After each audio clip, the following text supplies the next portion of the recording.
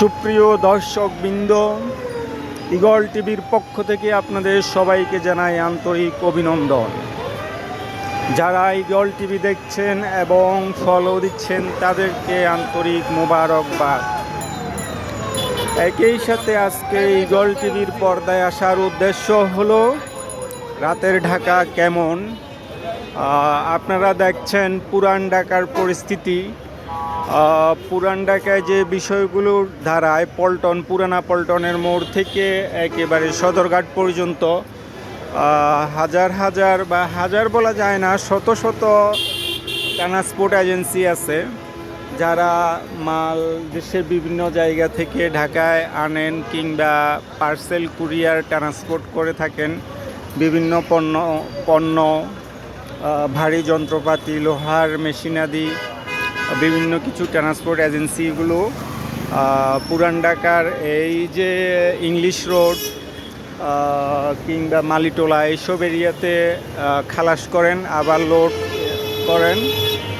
Load আনলোডটা পুরো প্রক্রিয়াটাই প্রত্যেকটা transport এজেন্সির কিংবা ব্যবসা প্রতিষ্ঠানের যেই সকল মালামাল আছে সবগুলো লোড আনলোড প্রক্রিয়াটা হয় রাস্তার উপর।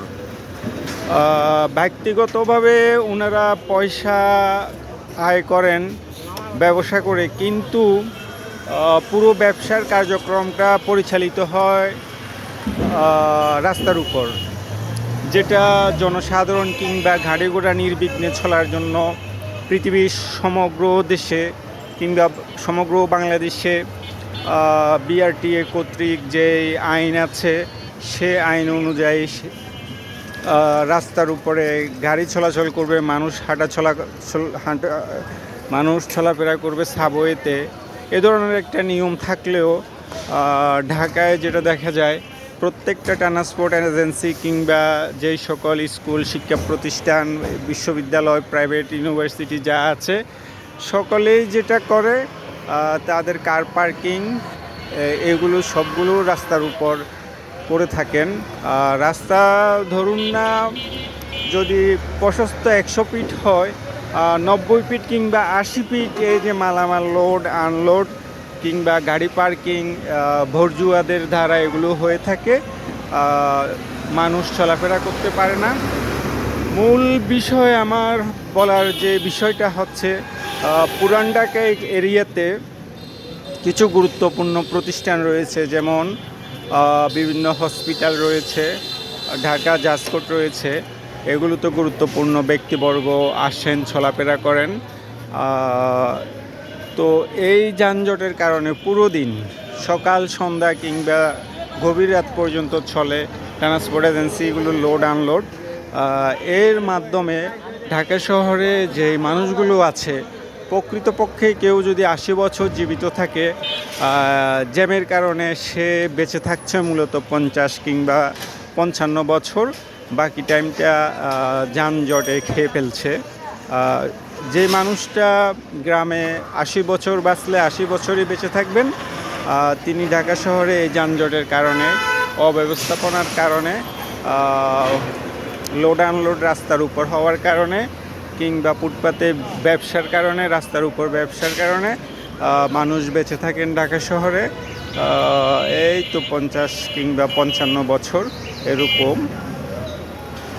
তো এই বিষয়টুকু কে দেখভাল করবে? নিশ্চয়ই এটা ডিএমপি দেখভাল করবে। আর ডিএমপিকে কারা দেখভাল করবে সেটা হচ্ছে সিটি কর্পোরেশন। তো সম্পূর্ণ দায় সিটি কর্পোরেশন, স্থানীয় সরকারের উপর। আর স্থানীয় সরকারের যে দায়িত্ব সেগুলো সঠিকভাবে দেখভাল করার দায়িত্ব হচ্ছে সরকারের উপর। সুতরাং তৃণমূল পর্যায় থেকে যে অব্যবস্থাপনা কিংবা যে আইনশৃঙ্খলা বাহিনী রয়েছে, ওনারা এই বিষয়গুলো দেখভাল না করে হয়তোবা আর্থিক সুবিধা বিভিন্ন কারণে, বিভিন্ন সুবিধার কারণে সবাইকে সুযোগ দিয়ে থাকেন রাস্তার উপর লোড আনলোড করার। এতে করে যাত্রী দুর্ভোগ কী পর্যায়ে পৌঁছে সেটা মানে অকল্পনীয়।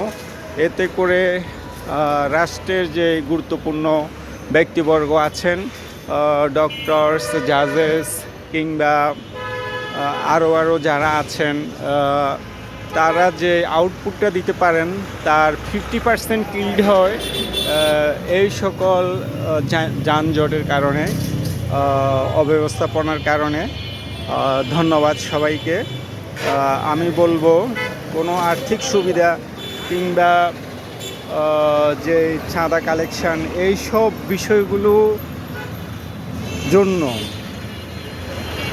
রাস্তা দখল করে লোড আনলোড হবে, এই বিষয়গুলো একেবারেই একটা সভ্য রাষ্ট্র কিংবা উন্নয়নশীল কিংবা যে রাষ্ট্র উন্নতির শিখরে পৌঁছাবে, ফার্স্ট ওয়ার্ল্ডে যাবে, তাদের জন্য মারাত্মক বাধা হয়ে দাঁড়াবে। তো সবাই ঈগল টিভির সাথে থাকবেন। ধন্যবাদ।